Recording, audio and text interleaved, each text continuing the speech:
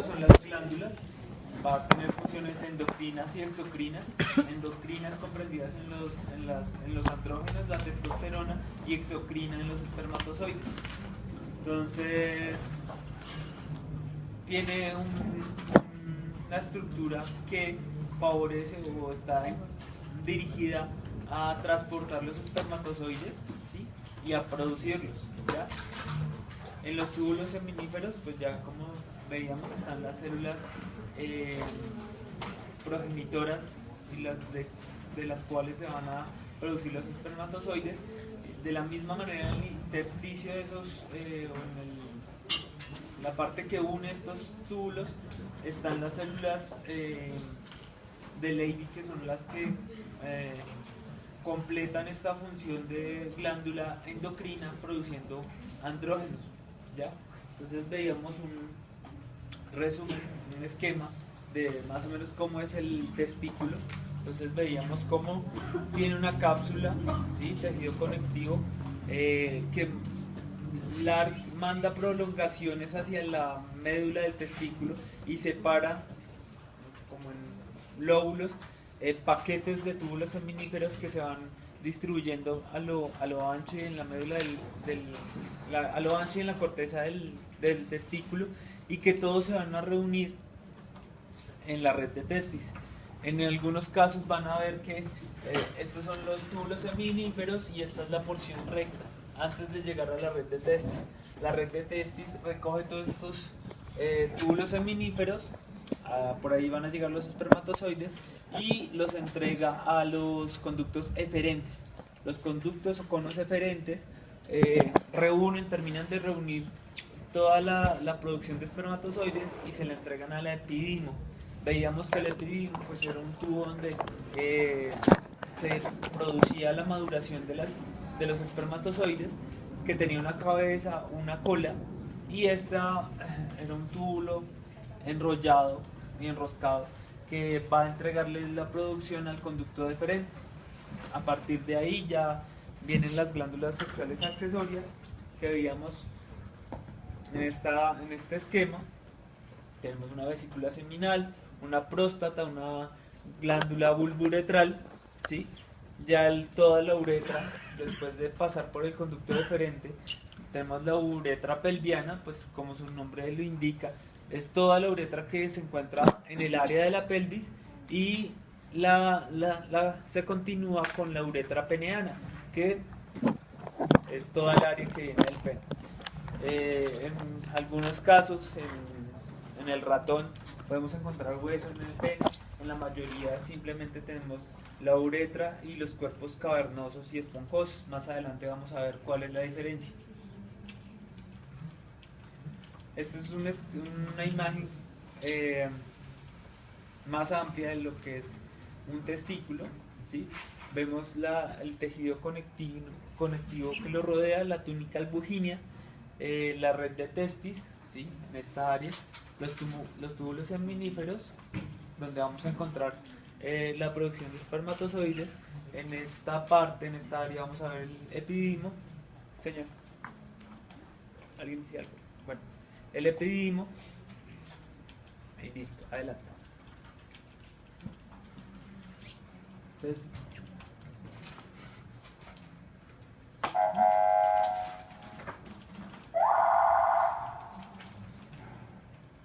listo, entonces las funciones: producir millones de células haploides, espermatozoides, transportarlos y hacer que estos lleguen al tracto reproductivo de la hembra lo mejor posible, lo más intactos posibles, para que se produzca una fecundación.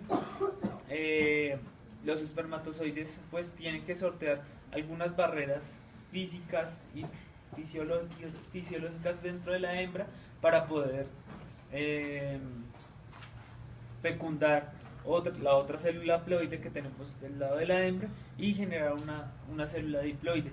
Esa célula diploide pues va a ser totipotencial. A partir de esa célula se va a generar todo un individuo.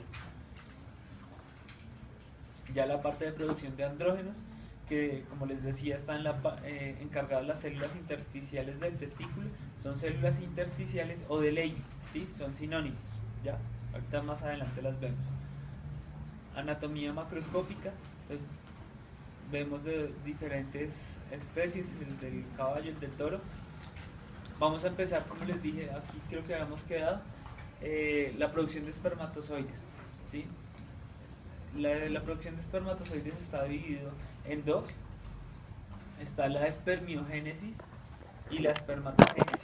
La espermatogénesis es la producción de espermatozoides y la espermiogénesis es la producción de espermátidos, ¿sí?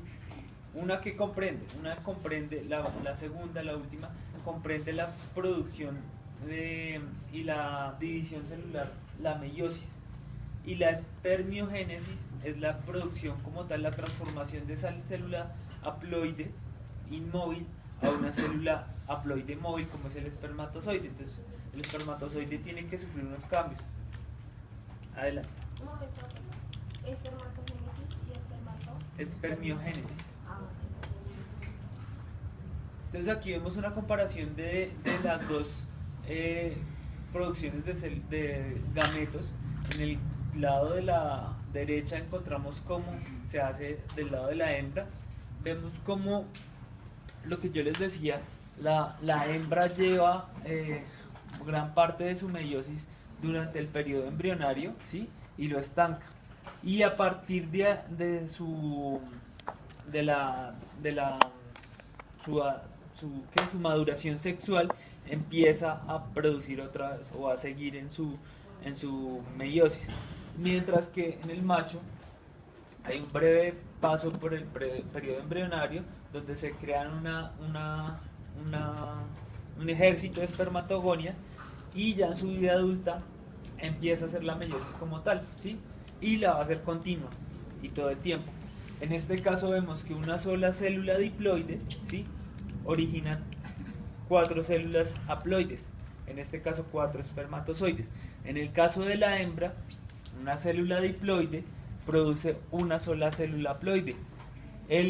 Lo que queda, lo demás, se conoce como cuerpos polares, ¿sí? No, esos cuerpos polares, en algunos libros van a encontrar que son dos evidentes. Cuando se produce esta primera separación, sale el ovocito secundario y sale el primer cuerpo polar, ¿sí?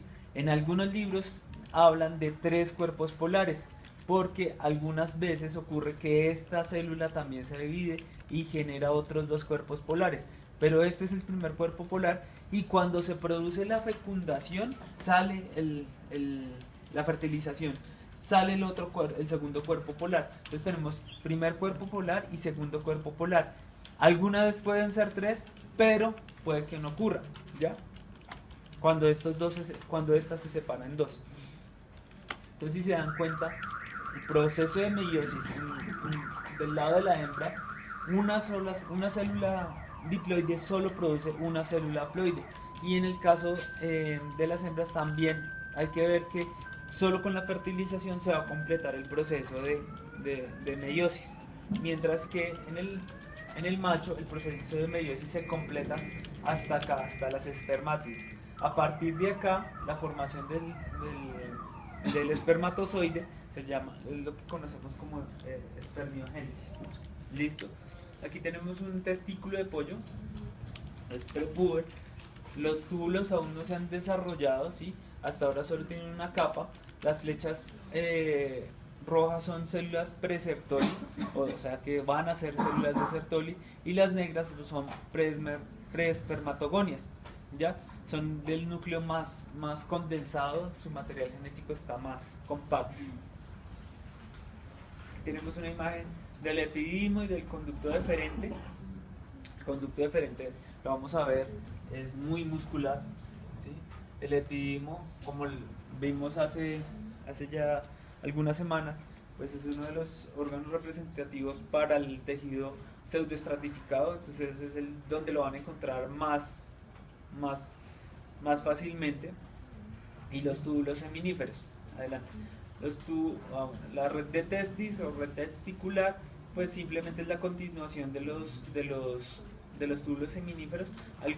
Vamos a encontrar un tejido epitelial simple cilíndrico o puede ser pseudoestratificado, se puede encontrar de ambos. No es más común que sea pseudoestratificado, pero pues lo pueden encontrar. Estas imágenes están muy feas. Red testicular, adelante. Bastante tejido conectivo y un epitelio. Acuérdense que la red testicular simplemente tiene una función de transporte. Adelante. Entonces vemos en algunas zonas un simple cilíndrico, pero pues puede ser también un pseudoestratificado. Listo.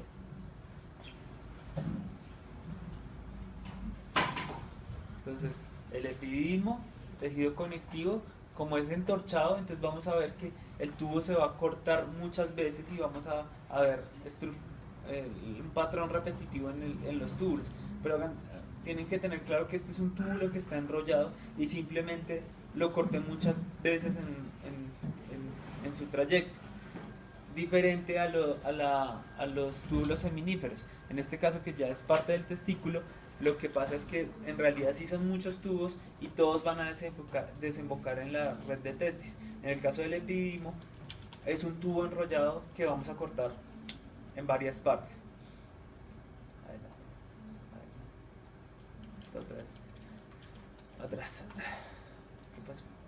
Una. Ahí. Entonces, los túbulos seminíferos, tenemos el tejido conectivo acá en medio. Es una tinción especial donde se ve más rojo el tejido conectivo. En esta área vamos a encontrar las células de Leydig, ¿sí? Este túbulo seminífero se podría decir que es un epitelio estratificado, pero como no cumple la función ni a cabalidad con lo que se define como un epitelio estratificado, simplemente lo contamos como un epitelio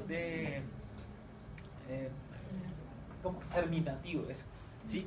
Vamos a tener, a diferencia de, por ejemplo, un epitelio estratificado plano, todas sus células son iguales, a pesar de que pues, pueden variar en su forma, pero son el mismo tipo de células.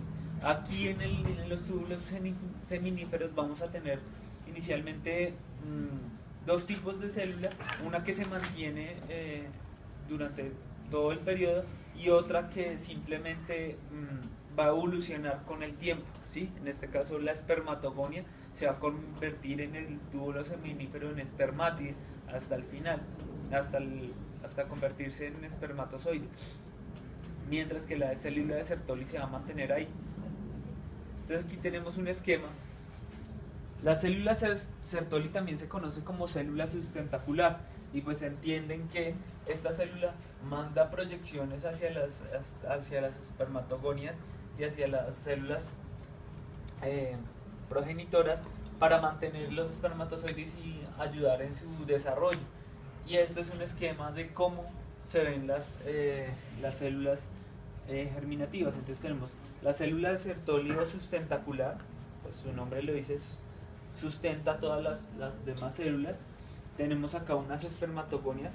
Normalmente se conocen varios tipos de espermatogonias, pero no, en histología pues eso no va a ser relevante, ¿sí? Es más hacia el tema fisiológico. Estas espermatogonias van a tener unas clasificaciones que, dependiendo su calidad o su característica en el núcleo, nos van a indicar más o menos hacia qué lado se va a dirigir. Pues estas espermatogonias hacen una mitosis y pueden generar más espermatogonias para tener de reserva, o una de esas divisiones se puede ir a desarrollar unos espermatozoides, ¿sí? Entonces tenemos que tener espermatogonias de reserva y se van a multiplicar, o se separa una de estas espermatogonias de la línea principal y empieza a desarrollarse. Espérame, no, atrás. Después vamos a encontrar los espermatocitos. Tenemos un espermatocito primario y un espermatocito secundario. El primario se va a caracterizar por encontrarse hacia la línea media, pero un tanto hacia la línea basal, ¿sí? ¿Sí? El núcleo no va a ser tan condensado, va a ser un intermedio entre la espermatogonia y los espermatocitos secundarios, que a diferencia de todos tiene el núcleo más condensado. Deben entender que hasta acá, si nos devolvemos al esquema de meiosis,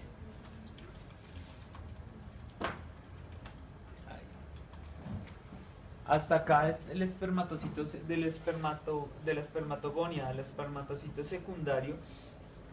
Hasta acá ya se ha separado el material genético para poder producir todas estas células. Entonces acá vamos a encontrar núcleos bastante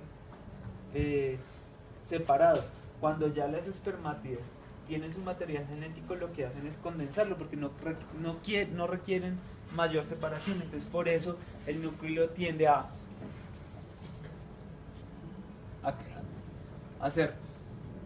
estar teóricamente más amplio, pero por lo que se necesita separar. Y ya cuando los espermatocitos secundarios ya tienen su material genético separado y tienen su único cromosoma, pues ya simplemente lo único que necesitan es condensarse.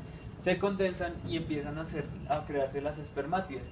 Ahí las espermátides simplemente ya sufren es una transformación, ¿sí? Empiezan a desplazar su citoplasma y su núcleo se empieza a ir hacia alguno de los polos y empieza a sufrir varios cambios que terminan con las espermátides y el espermatozoide al final al madurarse en el epididio. Entonces aquí ya tenemos un corte histológico más claro, donde las células con un núcleo no tan oscuro van a ser las células de Sertoli. Las células en la base con un núcleo un tanto más oscuro van a ser las espermatogonias. Los espermatocitos primarios, como veíamos en la imagen, van a estar situados como en la línea media del túbulo. Si contamos que todo este es el ancho del tubo, entonces vamos a ir a ver que los espermatocitos primarios van a estar en la parte media y hacia abajo con un núcleo no tan condensado, y los espermatocitos secundarios vamos a verlos con el núcleo totalmente condensado. Este es un espermatocito primario, este se podría decir que es uno secundario, y estas ya son espermátides. Ya redujeron su citoplasma, el núcleo se está yendo hacia alguno de los polos y se está formando el espermatozoide. Este tejido conectivo alrededor es una célula peritubular, es un tejido conectivo o un epitelio simple plano. Pues son células, no se puede decir que es un simple plano, perdón, es un tejido conectivo de una sola capa, ¿sí? Que separa los túbulos seminíferos del intersticio, y acá es donde vamos a ver las células de núcleo redondo grande, que son las células intersticiales o células de Leydig. Las demás células que no tienen el núcleo redondo simplemente van a ser fibrocitos que nos van a producir el tejido conectivo alrededor de los túbulos seminíferos. Aquí más ejemplos. Aquí se ven más claro las células peritubulares, espermatocito primario,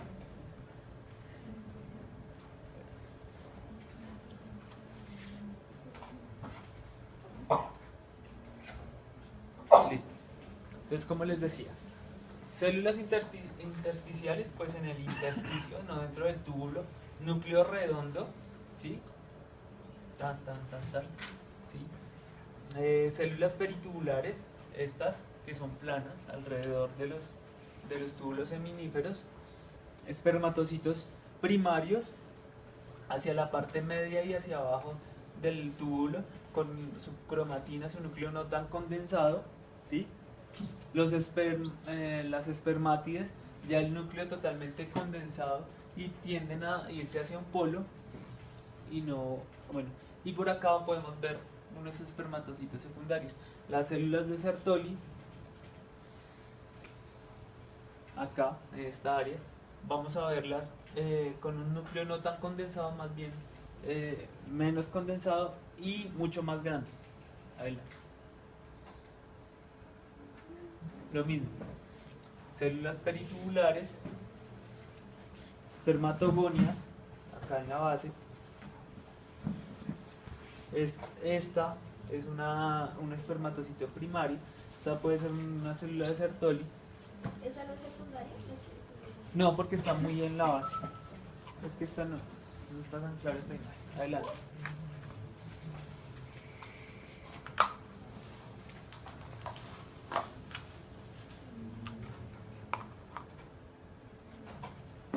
Entonces tenemos las espermatogonias. Normalmente las espermatogonias están pegadas a las células planas de este lado, o sea, la base, ¿sí? Todas las que estén pegadas ahí van a ser espermatogonias. Un espermatocito primario, el núcleo, aquí se ve la transición perfectamente, empieza a separarse, ¿sí? Empieza a verse un espacio más grande dentro de ese núcleo.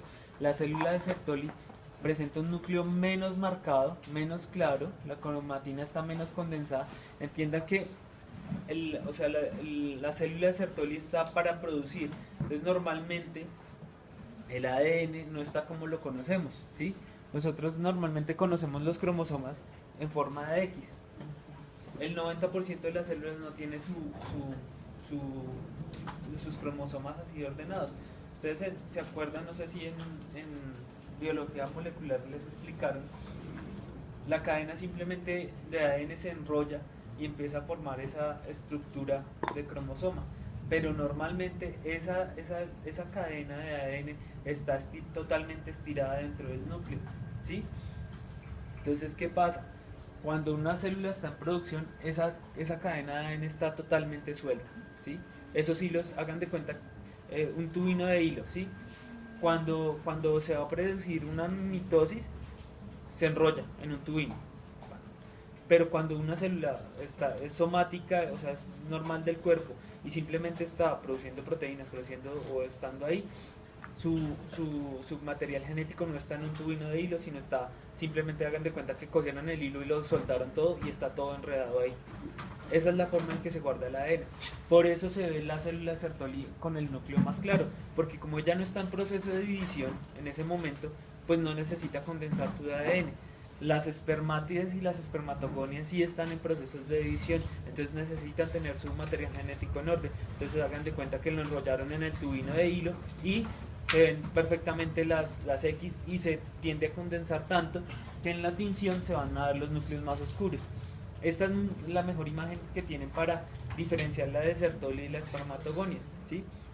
Desde que ustedes tengan claro que la espermátide primaria tiene un núcleo menos condensado que la espermatide secundaria, pero más marcado que una célula de Sertoli, ¿ya? Adicionalmente, el citoplasma, algunas veces en la célula de Sertoli va a ser más evidente y se va a ver que es muchísimo más grande que las demás.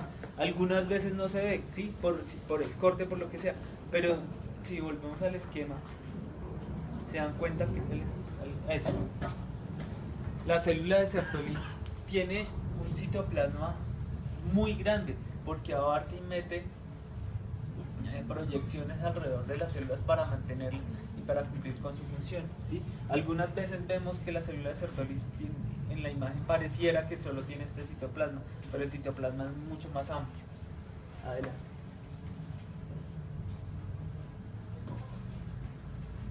Atrás.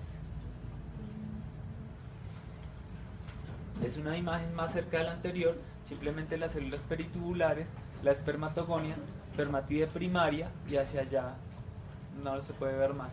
Acá tenemos células intersticiales, células de Leydig, núcleo redondo, y espermatocitos, núcleos, acuérdense, fibrocitos, ¿sí? Células productoras de tejido conectivo que nos van a ayudar a sustentar o a sostener esos túbulos seminíferos. Lo mismo, espermatogonias, espermatocitos primarios, células sustentaculares, células peritubulares. Acuérdense, las planas son las peritubulares, las redondas y que están pegadas a las planas son las espermatogonias, y de ahí para allá tenemos espermatocito primario, secundario y espermátido.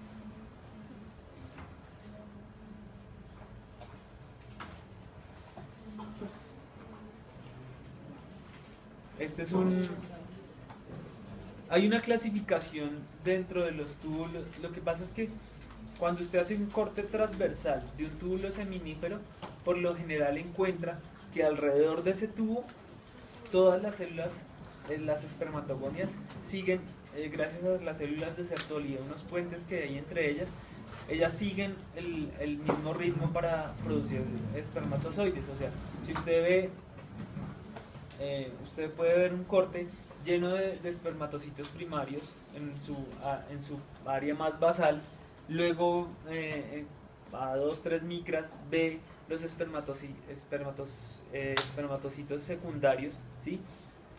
Y ese corte transversal, toda esa área va a manejar el mismo ritmo de producción de espermatozoides. Si usted corta más arriba o más abajo, puede que ya no tenga espermatocitos secundarios, primarios, perdón, sino ya todo esté hacia espermátides y hacia espermatocitos secundarios y hacia espermátides.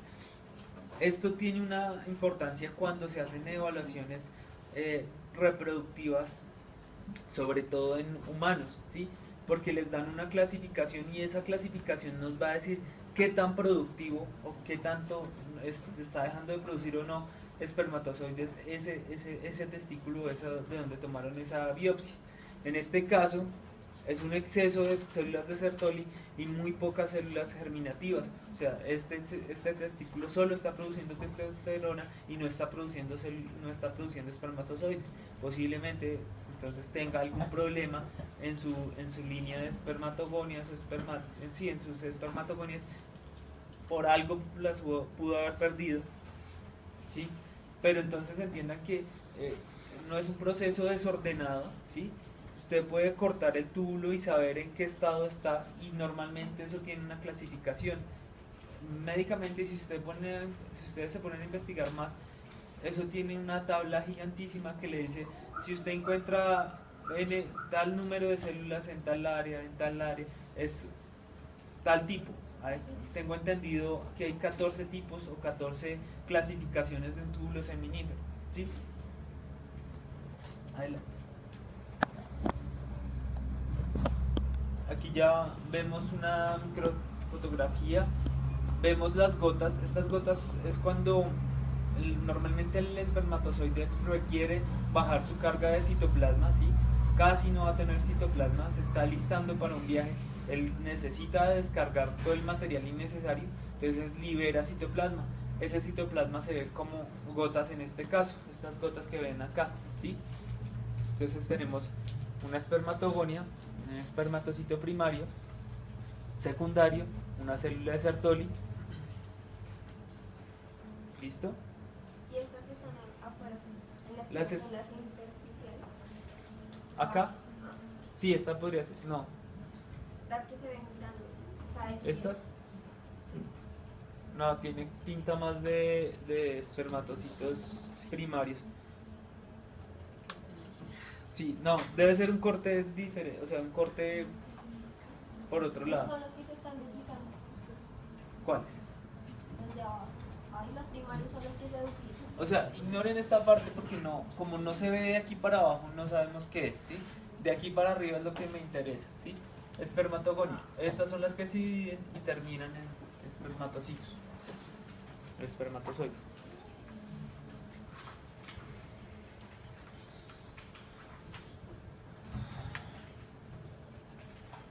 Aquí tenemos espermatocitos primarios. Normalmente esos ya, a partir de ahí ustedes... No, pero esos no son primarios, son secundarios. En fin. Vemos no, acá ignoren esta parte, está mal. Entonces aquí tenemos que ya han retirado gran parte del citoplasma, se está amoldando a la forma del espermatozoide, el núcleo ya está totalmente haploide. La cantidad de ADN que hay acá pues es diferente a la que tenemos en estas células, se ha reducido 2 veces, ¿sí? En la meiosis, entonces tenemos un paquete mucho más pequeño. Adicionalmente pues se está compactando más y se está listando para producir el espermatozoide, y simplemente ya empezamos a ver que están sacando sus prolongaciones y ya están sacando la cola del espermatozoide.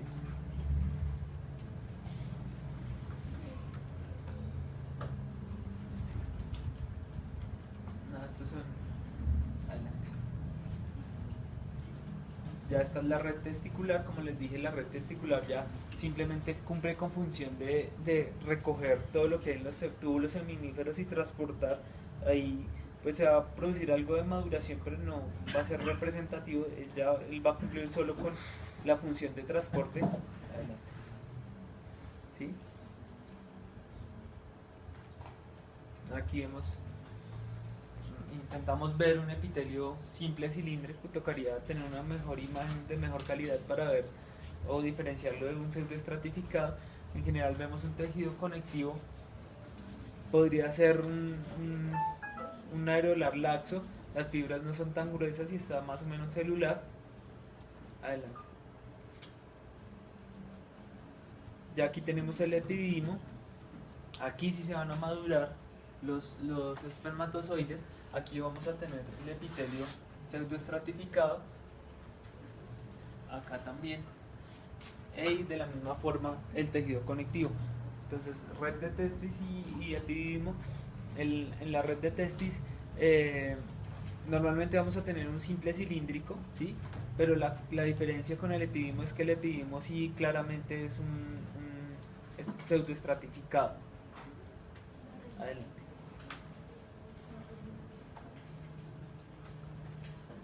Epididimo y conductos eferentes. En esta área vemos que aquí vamos a tener un pseudoestratificado del epididimo y aquí los túbulos y conducto eferente en esta área. Se van a dar cuenta que aquí el epitelio es más plano, es más pequeño, no tiene cilias, ¿sí? Y acá no va a haber tanta acumulación de espermatozoides como acá. Los espermatozoides pues ahí se van a madurar y se van a ver más. Van a permanecer más tiempo ahí. Epididimo, entonces, ¿qué les digo? Que va a haber una gran cantidad de espermatozoides, ahí se están madurando, tenemos el epitelio pseudoestratificado ciliado y el tejido conectivo areolar laxo alrededor.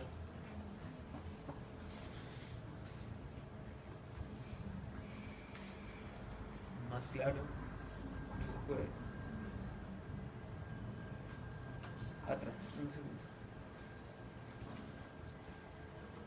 Entonces este es el pseudoestratificado, los núcleos están acá, estos son los cilios y aquí están los espermatozoides.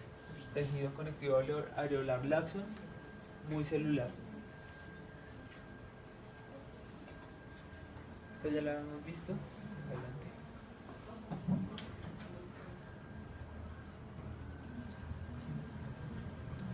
Conducto deferente. El conducto deferente,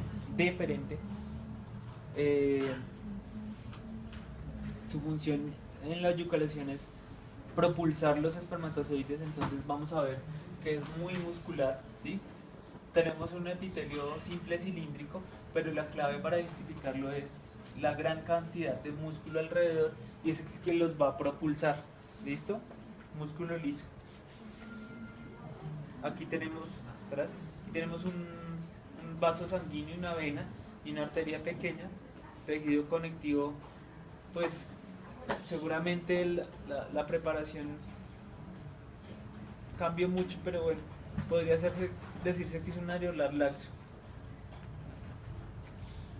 Las glándulas accesorias del sistema reproductivo, entonces, las vesículas seminales solo están en los herbívoros, o sea, están ausentes en los carnívoros. Próstata, todos lo tienen, glándulas bulboretrales no hay en perros. Y todas las glándulas están en el cerdo, el caballo y los rumiantes, o sea, bovinos y ovinos. ¿Ya? Importante conocerlas, la histología es bastante difícil en este caso, en las glándulas bulboretrales y la próstata son difíciles de diferenciar, ¿sí? Prácticamente, ahí sí, como decía el doctor, solo usted puede diferenciar una próstata de una glándula bulboretral porque la cogió del frasco de próstata y la cogió del frasco de bulboretral. En el tejido, en el corte histológico, no va a ser fácil de diferenciar. Hay formas y con mucha paciencia se logra la suficiente pericia para lograr eso, pero en general no va a ser útil. Entonces, no les voy a pedir que diferencien una bulboretral de una próstata, ¿ya? Las vesículas seminales pues van a ser las que van a aportar al eyaculado. Normalmente el eyaculado, esa porción del eyaculado que viene en las vesículas seminales, va a estar lleno de fructosa, de sustancias que van a alimentar a los espermatozoides, ¿sí? Además de algunas prostaglandinas y otras hormonas que han tenido estudios que lo relacionan con estímulos hacia la hembra, con esas hormonas. De la misma manera, cuando esas hormonas entran en contacto con los espermatozoides, hacen que los espermatozoides sufran o terminen su maduración y se capaciten para poder ir a fecundar el óvulo, pero en general pues ayudan también al volumen del eyaculado, ¿ya? Adelante. Entonces las vesículas seminales, la clasificación son túbulo-alveolares, tienen epitelio pseudoestratificado o cilíndrico, tienen un tejido simple, una propia submucosa, una túnica muscular, y el grosor y la disposición son variables. Adelante. Entonces aquí tenemos una cápsula de tejido conectivo, ¿sí?, que lanza proyecciones, y hacia adentro está pues toda la parte glandular. Adelante. La próstata es muy similar, simplemente un tejido conectivo y un tejido glandular en el centro. Aquí podemos ver la uretra, ¿sí?, y hacia allá va a desembocar el contenido. Aquí tenemos la próstata, entonces también tenemos un epitelio simple cilíndrico o pseudoestratificado según la producción, un tejido conectivo alrededor, puede ser denso y irregular, el grosor de las fibras está bastante grande. Adelante. Acá vemos un simple cilíndrico, ¿sí? Estas son las glándulas, van a producir a la luz de este órgano toda la sustancia necesaria y simplemente va a desembocar en el conducto deferente o en la uretra pelviana. Más tejido conectivo, el simple cilíndrico. Es bastante sencilla la histología. Adelante. ¿Qué pasa? Anterior. Por la celularidad es areolar laxo, pero las fibras están bastante gruesas, entonces pues podría ser un intermedio, pero pues para mí es un areolar laxo por la cantidad de células. Pues es que está muy cerca y tenemos, o sea, el anterior como es un acercamiento menos, o sea, es un 10, podemos ver más general y solo podemos ver trayectos muy cortos donde hay muchas células pero no, o sea, es difícil. Sí, acá está más claro, tenemos una porción más grande donde podemos ver el general del tejido, y el general del tejido es que tiene bastante celularidad. Entonces aquí vemos cómo se dispone la cápsula, ¿sí?, de tejido conectivo. Manda unas trabéculas y estas a su vez unas ramificaciones que van a sostener todo el tejido de la glándula, todo el tejido productor.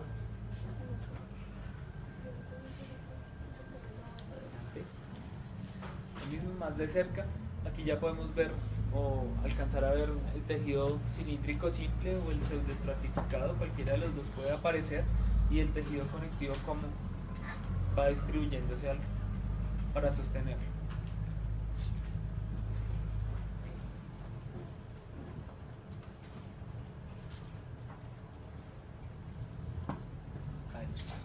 Si se dan cuenta, son tejidos muy parecidos, ¿sí? Son tejidos que van a ser bastante difíciles de que ustedes reconozcan o diferencien, ¿sí? Pero pues que tengan claro que están estructuradas con un tejido conectivo y un epitelio productor, y que son glándulas que van a ayudar a aportar al semen, ya es suficiente. Entonces la próstata rodea la uretra pelviana Es una glándula tubuloalveolar, una, el- tiene un cuerpo y la porción diseminada, consta de un epitelio cúbico, cúbico o cilíndrico simple. Hacia los túbulos se vuelve estratificado cilíndrico o de transición. Acuérdense que ahí ya se está acercando la uretra y la uretra va a ser de transición. Acuérdense que todo el tejido de excretor va a predominar el tejido de transición. Entonces vamos a ver en algunos casos en la próstata ese cambio del cilíndrico simple al de transición y vamos a encontrar esos dos tejidos. Entonces tenemos la región secretora, donde vamos a tener el tejido simple cilíndrico o cúbico simple, ¿sí? El tejido conectivo, la cápsula que como siempre envía trabéculas hacia la médula para sostener toda esta porción secretora, y todo esto va a estar conectado por unos ductos que van a terminar en la uretra. Aquí en la uretra ya vamos a encontrar el epitelio de transición. Aquí vemos una próstata, tejido cilíndrico simple. Aquí estos son cristales que produce la próstata. No se tiene muy claro qué son, no son células, son unos cristales que se forman en la próstata, y por estos cristales se puede lograr diferenciar de la vesícula seminal, ¿sí? Si encontramos estos cristales son de próstata. Aquí vemos más tejido simple cilíndrico, ¿sí? Y tejido conectivo. Aquí sí podría ser un denso irregular, las fibras están bastante gruesas y no hay tanta celularidad. La glándula bulboretral ausente en el perro, lo mismo, tubuloalveolar compuesta, una cápsula, un tejido conectivo denso y una porción secretora con células típicas de acinos glandulares mucosos, ¿ya? Entonces aquí vamos a ver que el núcleo lo anterior no lo va a acompañar, como en este caso que vemos que es un cilíndrico simple típico, que el eje mayor del núcleo acompaña el eje mayor de la célula. En este caso las glándulas bulboretrales van a tener acinos de tipo glandular mucoso. No hay fotos de eso porque son difíciles de encontrar. Ya a partir de ahí viene la uretra, ¿sí? La uretra en toda su extensión va a tener un epitelio de transición.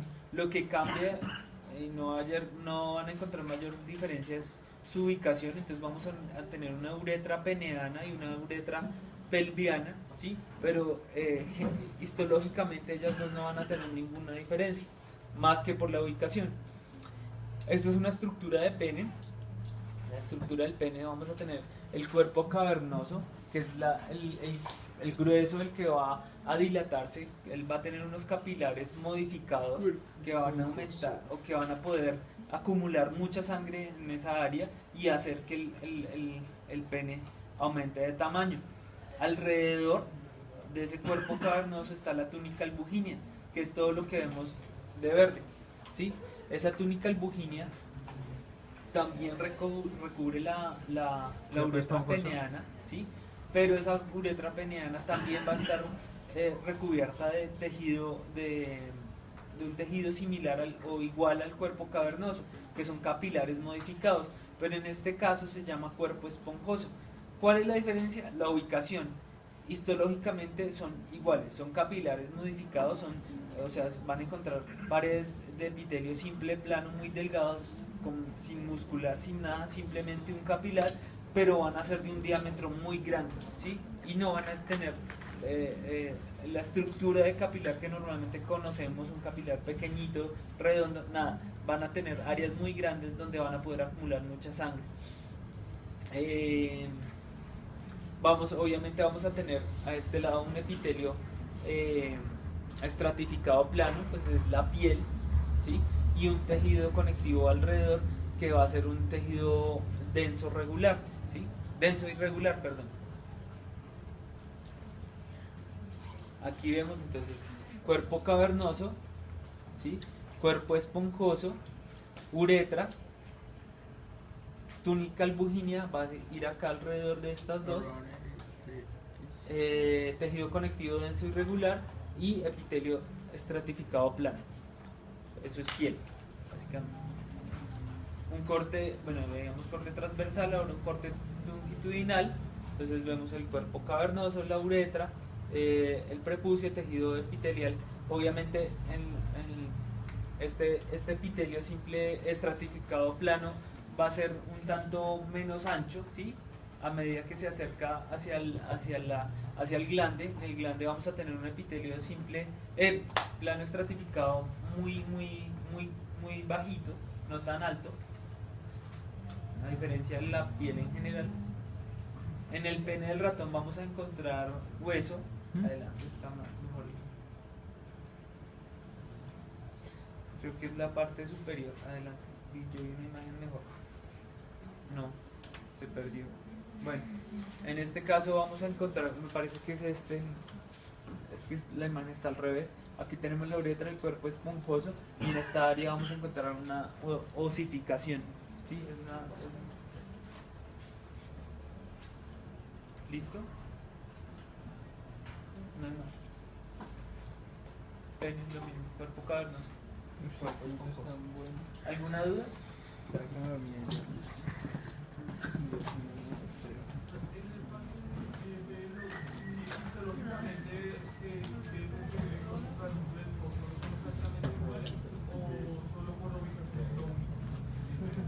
Solo por ubicación. Si yo le tomo una imagen,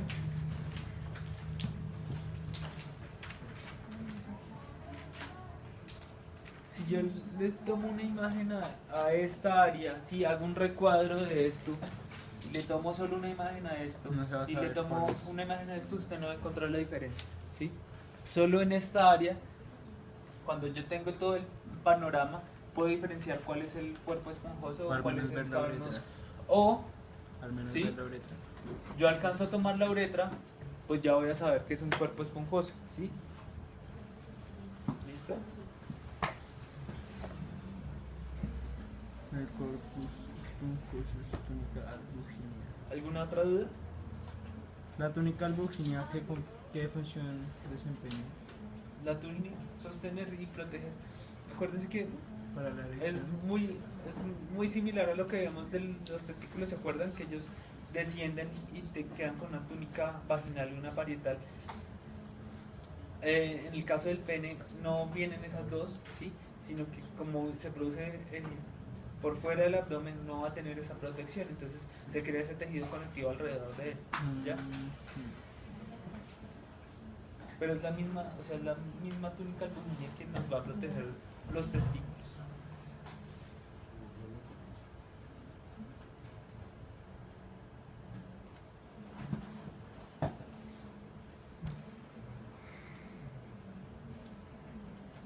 ¿Alguna otra pregunta? Entonces, bueno, como vamos retrasados por lo que vimos sembrado